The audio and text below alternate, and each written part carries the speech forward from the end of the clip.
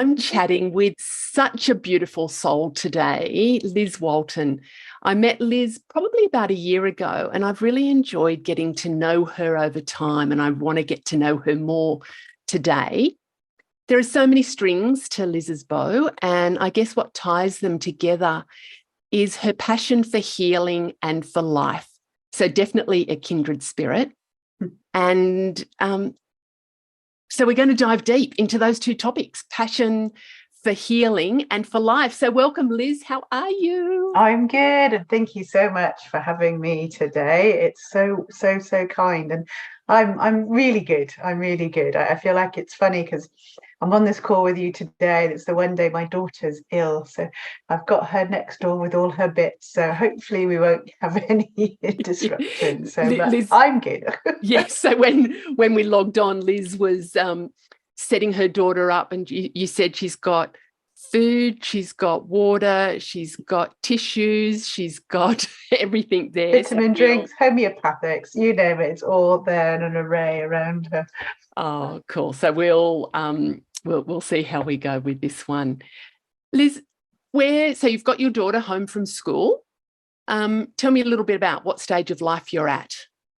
So for me, I feel like I'm at a funny, amazing, great, bizarre stage, but it's all good. So I'm 53, so I've been heading into perimenopause, and I've got this lovely little bouncy, very, very fairy-like 7-year-old daughter. So these are the gifts we get given. So for me, I had a very long fertility journey, and which has caused me to really support and work in the area of fertility, but not totally. Yeah. So, and my gift got given to me after 10 years and giving up, and she came to me and I had a baby at 46.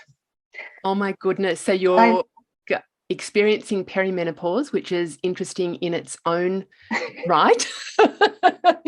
And you have a 7-year-old, which is interesting in its own right. So when you combine them together, what's that like for you? Oh gosh, well, I don't know. I think sometimes it's strained, and sometimes I feel like I wish I had a bit more patience, and other times it's such a blessing. This is where she's come, and I feel like I can give her more of who I am because I've had some life experience, so I can bring that to her. So it's all, it's all very interesting. So what I find interesting is with obviously not most, but I can be older than a lot of the other mums. Which is a great conversation, and so I've got, I'm a chatty person, and I'm very lucky to get on with most people that I meet. I'm a good people person. So it's really lovely to get on with everybody, and the fact that, after a while, they're always asking me questions. And so I get on. It's really lovely to have sort of, in a way, that maturity in life. Yes. Which can be really good, because I always feel, we're a student of life. The older you get, the less I feel I know. At 18, you know it all. I know, Mum, Dad, don't worry. I know. I even hear that in my 7-year-old. I know, Mum, Yes. And as you grow older, it's interesting. You sort of know less, but you become more open to it, and the understandings of, life is this beautiful, amazing sort of flow of life, and that's how we learn. And we're forever this wonderful student of life. So I'm learning to understand the magic and the majesty, and as we walk through the next stage for me of life, leaving. Leaving, I suppose, the area of being able to produce children to, changing to another time. But, also for me, producing children wasn't easy for me. So now I'm going into menopause and understanding what that means, another transition. And, I don't want it to be like that can be the retrospective. It's something that's scary and bad, but also something to really embrace and and be the next part of our transition as a woman. So I'm doing a lot of learning and growing in that area, because what does that mean? So I'm enjoying finding that out for me. Oh my gosh, Liz, I love all of that. And when you're sharing about the gift of your daughter, so that she arrived at a time in your life that was your time in your life, and we'll dive into that in a little bit deeper in a minute. But I guess what I'm picking up from all you shared there is about that conscious and intentional allowing the stage of life that you're at and kind of flowing through it with, I don't know if ease and grace is the right term, because it might not always be easy and graceful, but the intention of being intentional at the stage that you're at and making the most of it. And what a beautiful gift to your daughter for you to have a mum at that stage, that you will be imparting things very differently, I'm sure, than I did. I had my kids at 30 and 31. I had no idea. The first baby I ever held was my daughter. No idea.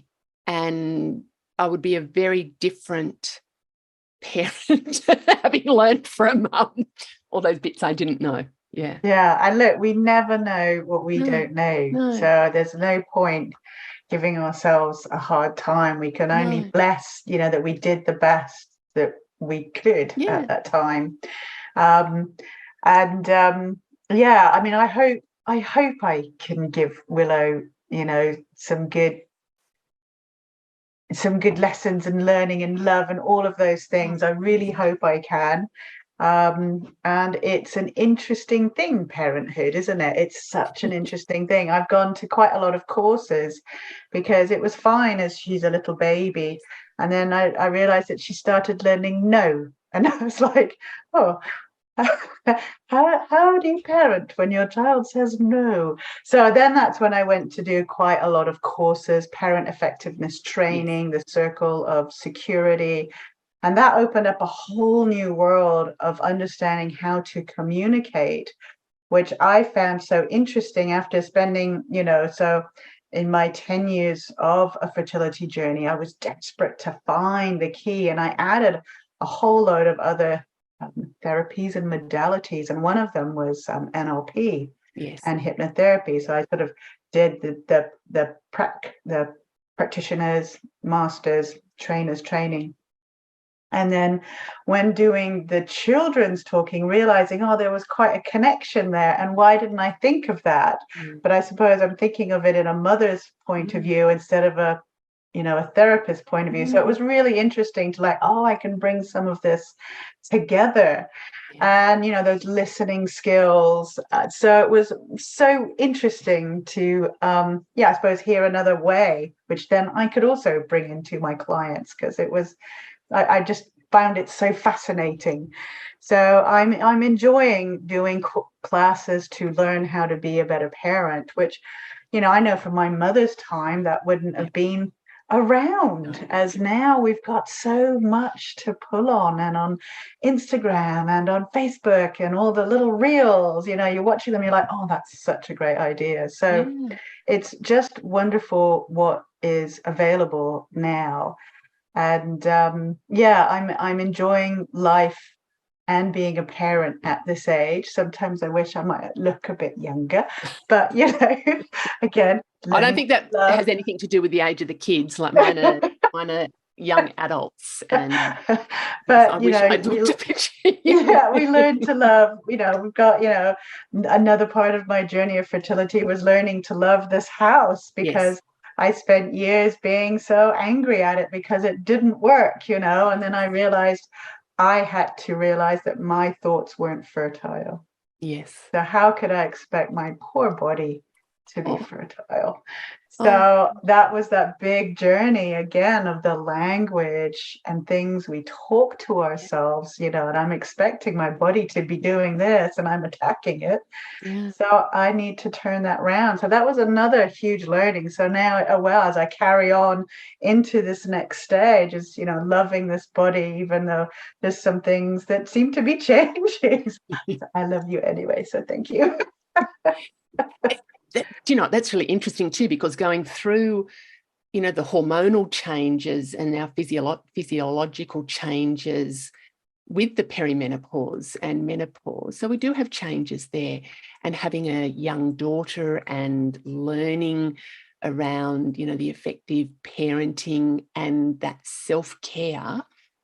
It is an interesting journey, isn't it? And unpacking all of those bits and being kind to ourselves.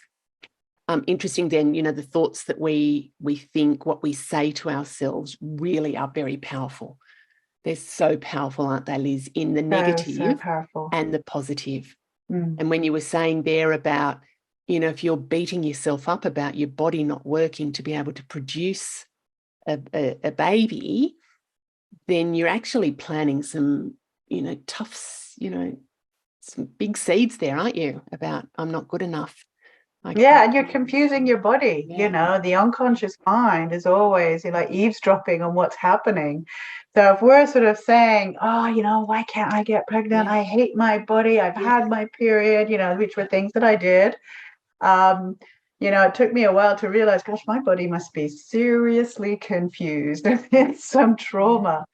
So I need to learn to love this house. And it was interesting how by understanding my thoughts and beliefs, and again, a lot of this was going through and, learning NLP and learning all of these different modalities, but I could imbibe it in every aspect of my being, was realizing, well, no wonder I'm not getting pregnant. No wonder.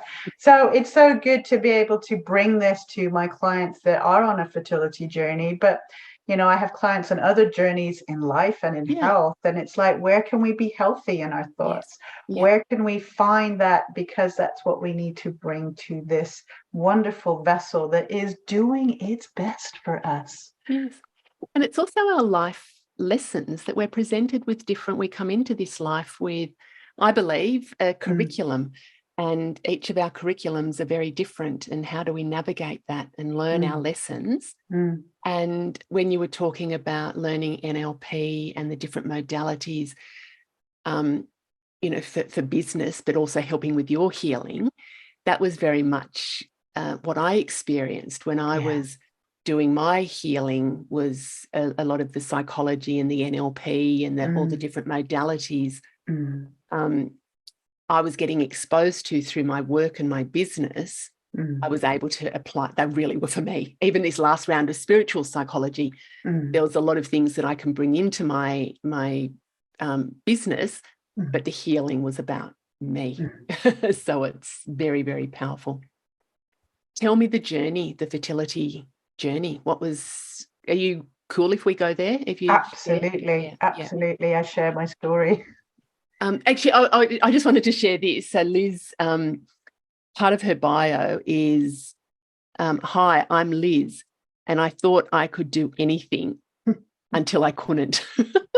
Despite being a successful holistic healer, when I wanted to become pregnant, I couldn't. So 10 years of trying and 30,000 pounds. So what's that? That's like 60,000 Aussie dollars. 60, 70, yeah. Yeah. Of unsuccessful IVF. I had to heal myself. When I gave birth at 46, I found my purpose, and that was helping other people on their fertility journeys, but also journeys in life. So tell us what that 10 years, well, even before that, what was the whole fertility journey like for you? So it's so interesting. It is so true. You don't want something until you know you can have it, because it's a perception that, well, I'll just have kids when I'm ready. And I've been a massive traveler, and I grew up traveling as a young child. And when I was 30, I wanted to go off to Africa, which I did, and ended up on a bizarre chain of events running a lodge. Actually, let me just dip back. Where did you grow up? Because your accent, I can tell. Where were you born? And I'm actually English. But I was born in between postings. My father was a tropical veterinary surgeon. He was an academic, so he would lecture in a lot of the different universities overseas. So mostly third world countries. So I grew up in Africa, South America, and also in the Yemen, in Saudi. Wow.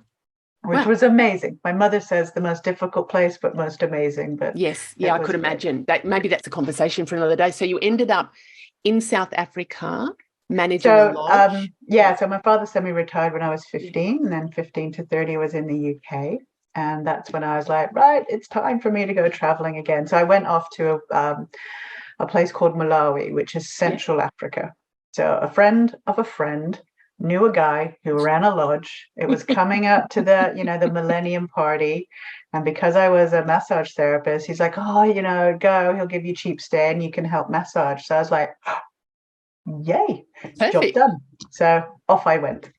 And then within a month, I ended up running a lodge. Just, one of those things. I just knew I had to get out of the UK at the time, and it really, it really was quite amazing. And bizarrely enough, there was an Australian man who also ran a lodge. He actually owned his own lodge also there too. So he was now my husband. So I found it difficult to try and find a guy. Obviously, you have boyfriends, but no one was like, to me, that material to marry. So it was there that I met my husband, my now husband, Greg. And so and I was already in my 30s. Yeah. So, just that idea of, when you find a man, you'll marry him and you'll get pregnant. That just seems to be what happens. How it does. That's what you hear, what it says. And then for me, it just didn't happen. So after sort of the year and a half of trying, then it didn't happen. And so, you get sent to the doctors. The doctor sends you to the fertility doctors, and then some tests, or lots of tests. And then, being told, look, IVF has to be your thing. So my poor blessed husband, well, not poor, he's now totally fine. But at the time he had anti-sperm antibodies. So lots of sperm just not going into the egg. Hence, there was no medical issue with me. Hence, I wasn't getting pregnant. So we needed the IVF. But even after 6 IVFs, it still wasn't, all of them were unsuccessful. The first one didn't seem so bad, and each one sort of culminated in more stress, more pain, and the attacking of the self. What's wrong with me? Why can't I do what everybody else does? And then it's so interesting how the brain and the reticular activation of the brain works. All of a sudden, you're just noticing everybody else pregnant, all the pregnant everybody else with plans, and it's that mirror of, look what they can do, I can't. That mirror of, you're not doing what you should do, and that, and it all happens inside your head. No one is aware of it, because you can say, I'm totally fine. And is that what you said? And inside, we're like, your heart's breaking. Your heart's breaking. And this is what happens. So a lot of people on fertility journeys, it's a very inward journey. Yes. Yeah. And so it's what's so great now is there's lots of other fertility therapists, because it's becoming, something that's becoming bigger and bigger, with people having more fertility issues. So there's people there to help, and, do reach out. So for me, it became a very inward, painful, heartbreaking journey, and one that I didn't know always how to navigate. And I would say the first 4 to 5 years, became more painful, until really, I suppose, a way of putting it was just that light bulb of, you're a therapist, Liz. What are you doing? It's time to look within. I've been doing all of this stuff outside of myself. Yeah. And it's still not working. What's going on here? And so that really was a big change. And that's when I started going, okay, I need to learn more. I need to be more, that trying to get my key. And so that's when I added quite a lot of modalities to my plate, because I wanted to get it, and then also life got a lot easier, because I was helping myself, instead of feeling like I'd got out of my skin and I'm gone, here, doctor, here I am, I'm broken. You fix me. And I think now I realize, I was still in my body, and yet I disconnected. I disassociated. And this can happen with a lot of us. We think, okay, you fix me because I can't. Yeah. And that, I started to then take back my power and realize, okay, let's look within, because I am in my body. And if they say, we have all the answers inside, which I now 100% believe. My journey gave me, it was such a gift where I learned so much about myself. And I learned to heal all of that stuff that I thought I was okay with. So I grew up with, I had a wonderful growing up. I love it. But one thing that did happen to me was sexual abuse for quite a while. And I just didn't say anything, because as a child, you don't know how, and you just swallow it down. So I always thought, oh, I'm all right. There's nothing wrong with me, So now what I know is, and this is why I specialize a lot with unexplained infertility, is we can feel that we're totally fine. We're an adult, consciously cool, yeah, stuff may have happened, whatever it might be for people. So that was my stuff, but I'm okay. But the unconscious mind is there going, oh, no, I don't think we're okay. I think we've got a little bit of trauma and bad stuff happening. So, I kin our fallopian tubes is like flowers. So they're like, no, we're not going to come out, because we still think that our body is in trouble. And it's not safe. And it's not safe. That's correct. So, the ability to help myself heal that, to understand who I was, and I, one of the questions I think that I've learned about it is, it's okay to be me. Yes. Yeah. It's okay to be me. Who I am is enough. And I know a lot throughout my fertility journey, especially at the beginning, is I wasn't enough because I couldn't reproduce. I couldn't do what I thought, women should do. And, I also had to, for me at year 7, 8, I had to totally let go of ever being a mother and find the fact that I am enough as I is, and to completely, because life had shown me, my sister-in-law had got pregnant first time IVF, and I didn't want to have those yucky feelings. I didn't want to feel bad towards my husband's sister, and if she had a little baby, I wanted to be able to be the best auntie I could. So I wanted to work on myself, my inner self, to be completely clear. So that's why I also help people that have realized, how do I let go when you've spent, this has been my focus forever, but now I'm losing my, sanity, and I need to let go. And I'm like, yeah, that was me. I knew, this is actually a guiding star to say, Liz, it's time now, my lovely, to let go.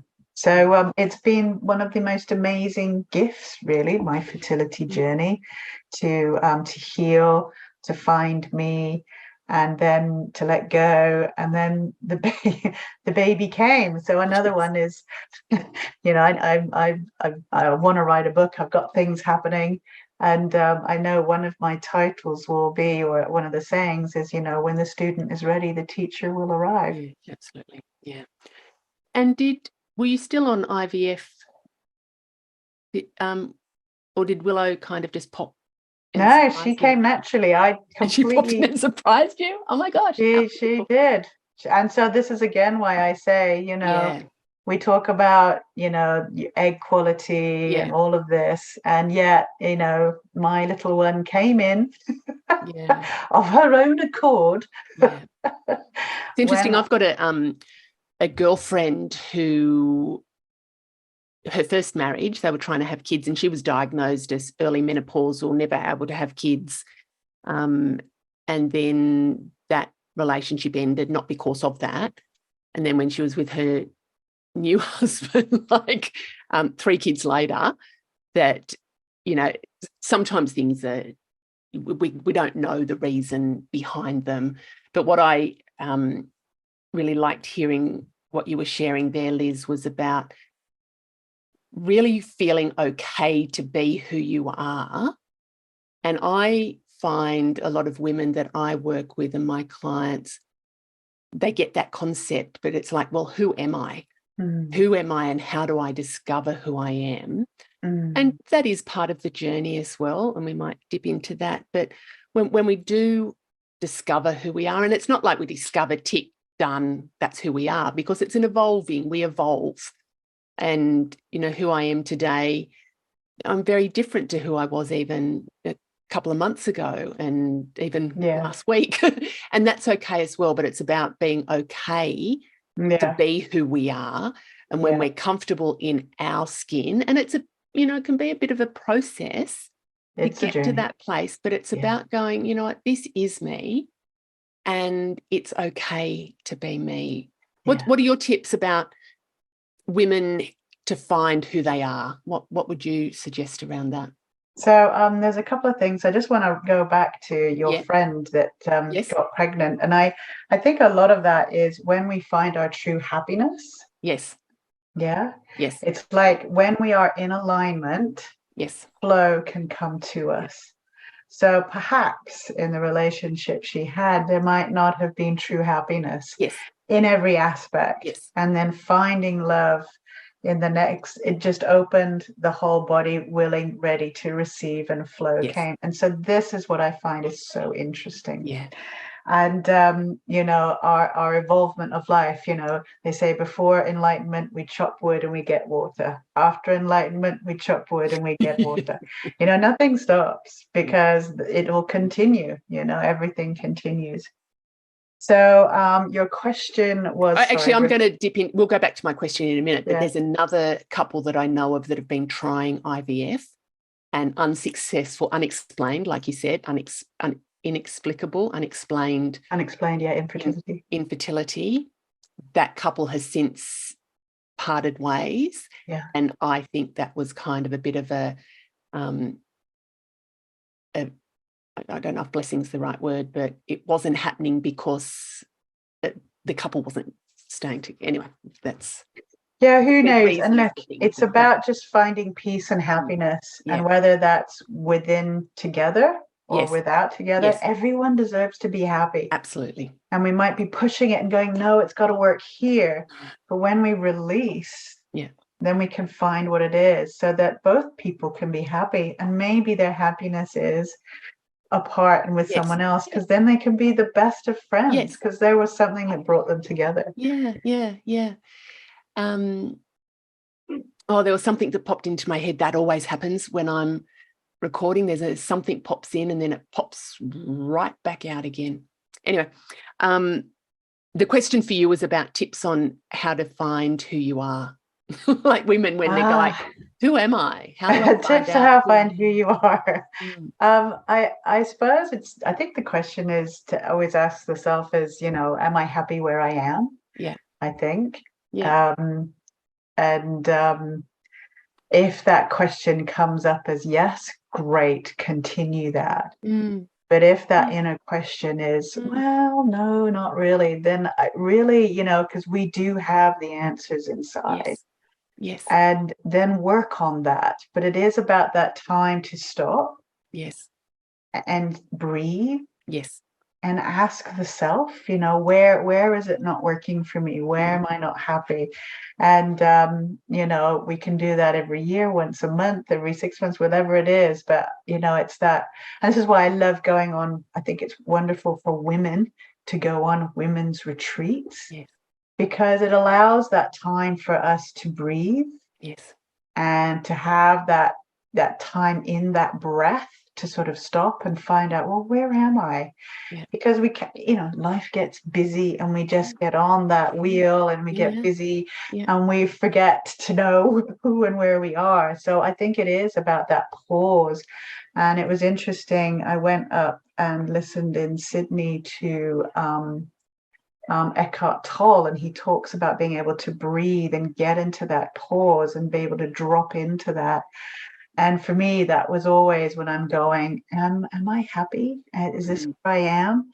And I think it was also that kind of time where I was going, why is this not working for me?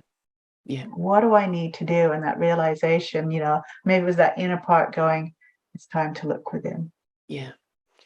Yeah. And my version of that is, where are you now in life and the different areas of life? And it's the same as what you're saying. Am I happy? Like, what's going on for me in life at the moment? What lights me up? What's draining my energy? What's working? What's not working? What do I enjoy? What don't I enjoy? And then I think about, well, where do I want to be? What are the things I want to continue? What are the things I want to start doing? What are the things that I want to stop doing? And it's a continual process. It's not a sit down for 20 minutes. I've worked out who I am in life. It's, for me, it's an evolving process, but it's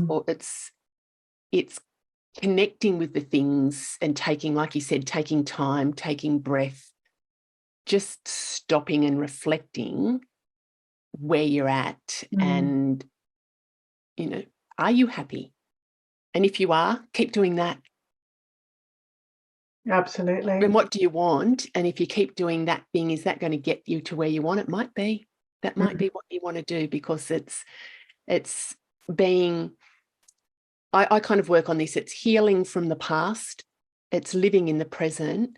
And it's also embracing and preparing for the future. So I'm kind of operating at a couple of different, modes.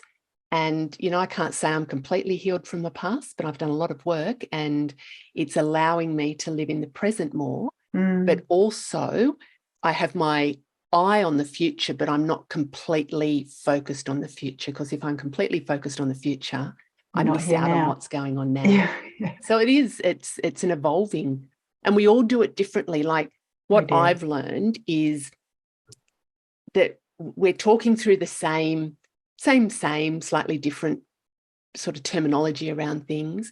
But what is good for you could be completely different for me, which will be completely different for each of our listeners. And not to compare ourselves that, Liz has got it sorted, so therefore I should. It's like, well, I've got a different curriculum to Liz.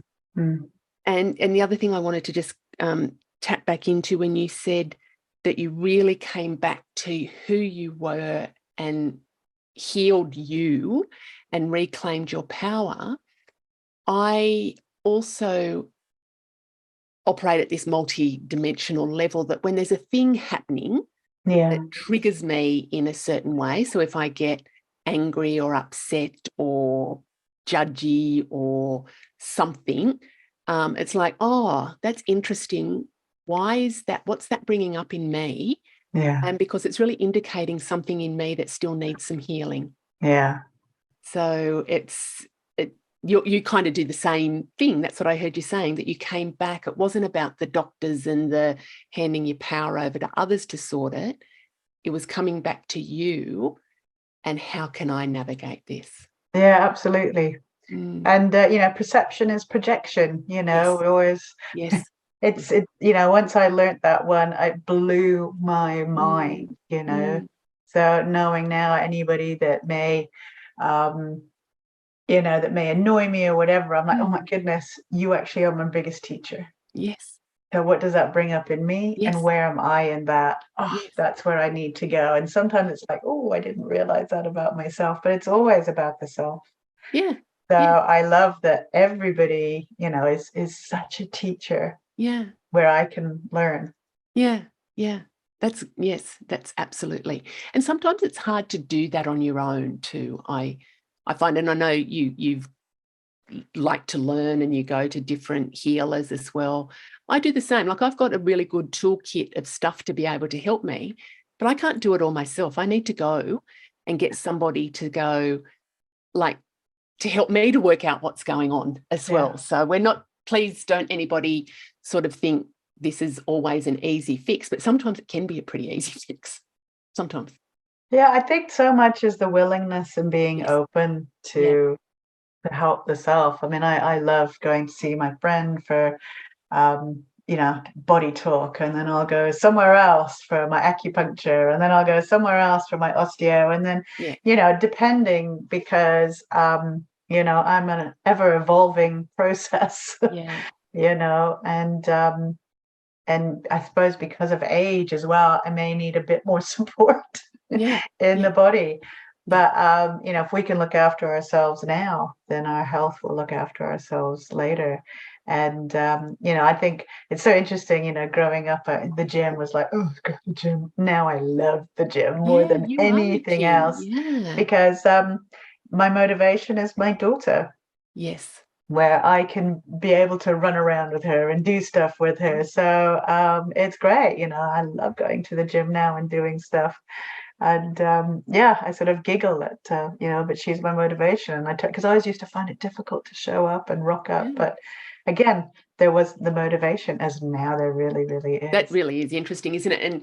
And so how is it for you, perimenopause, 7-year-old, like those energy levels? So going to the gym helps. That's great. What else? What else is the So for 7-year-old? me, it was just being aware of what's going on for me hormonally. Yeah. And so what I'm doing at the moment is I'm loving the seed cycle. That really Oh, yeah. supports Yep. me hormonally. Mm, So beautiful Mel. mm, I, any of my clients, and you don't have to be perimenopausal. This is for any yeah. hormonal imbalance in skin. So that really supports my body. I see a friend of mine, she's an amazing naturopath. So I see her and I get whole load of herbs. Yes. And mainly fitness. Those are the three things Yeah. that keep me sort of nice and topped up. And then I love my things that I love is I make sure I try and have a massage and a facial, Yeah. and then in between that, once every couple of months, I'll have a really good osteo hour session Yeah. with the lovely Ali. So there's always those things, Yeah. to keep you topped up. And it's just about, I suppose, for me, just being honest with myself. What is it that I need, and how can I flow and grow? And so it's been great just having, Mel doing the seed cycle. I texted her just going, I had hot flushes. I took your stuff for 2 days, no hot flushes. And I was just Wow. like, I love you, Mel. She was like, that's great.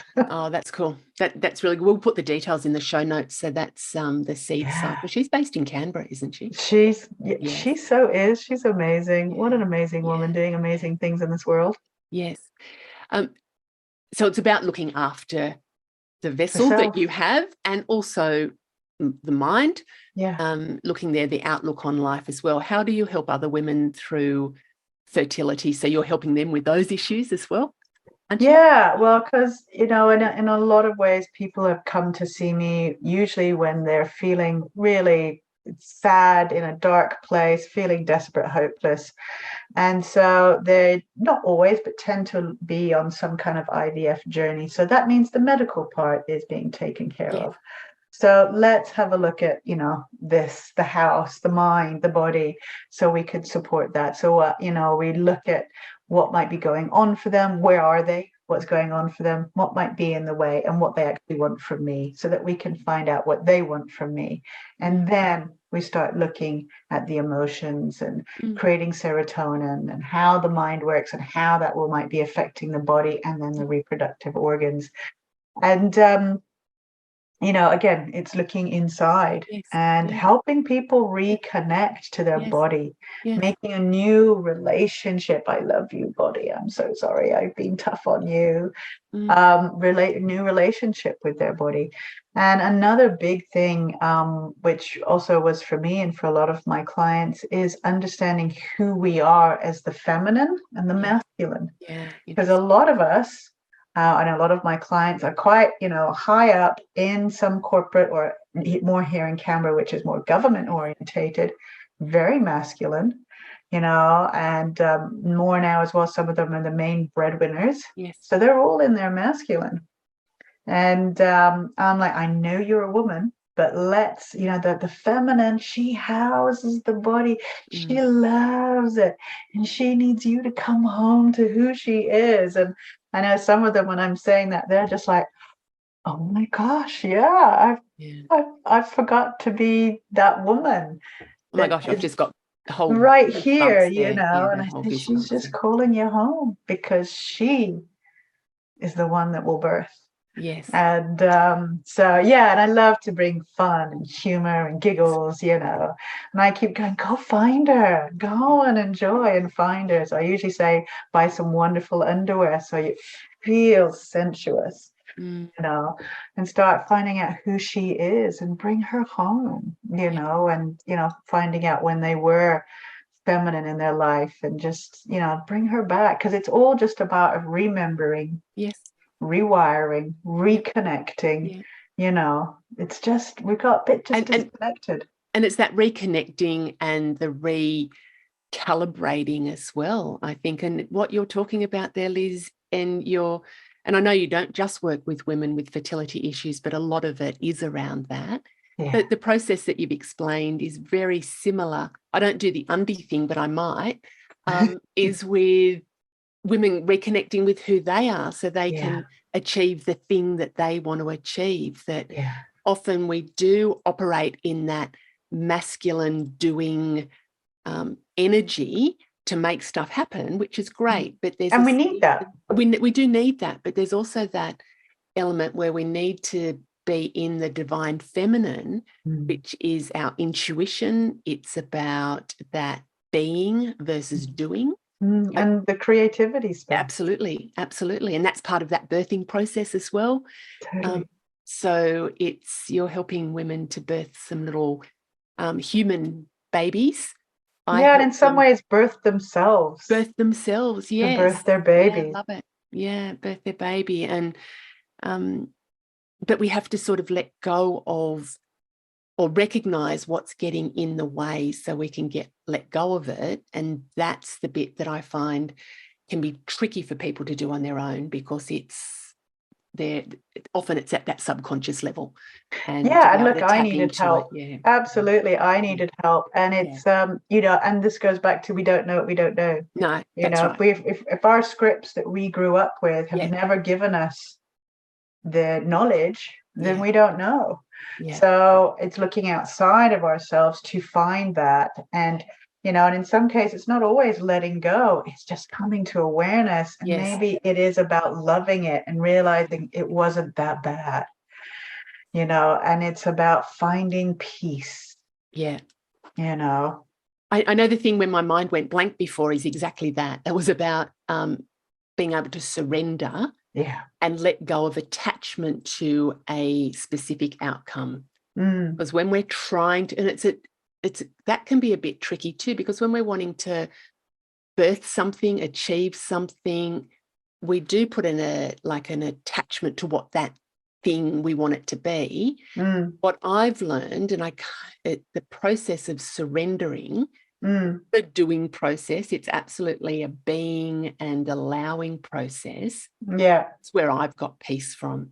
You know, just being able to surrender and let go. I don't know if that's the right word, but not expecting a certain outcome, just allowing and trusting that the outcome that presents itself will be the best and the right one for me at the time. And look, and this can happen a lot in the fertility journey, where we've had this perception of this is going to be our life. I'm going to have these many kids and my husband, and it can be a real grief that life hasn't turned out as expected.